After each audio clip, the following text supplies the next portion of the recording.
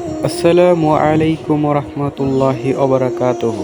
শুরু করছি মহান আল্লাহ তাআলার নামে, যিনি আমাদের সবাইকে সৃষ্টি করেছেন, যিনি সৃষ্টি করেছেন এই পুরো বিশ্ব ব্রহ্মাণ্ডকে। মহান আল্লাহ তাআলা আমাদের এই পৃথিবীতে পাঠিয়েছেন শুধুমাত্র তার ইবাদতের জন্য।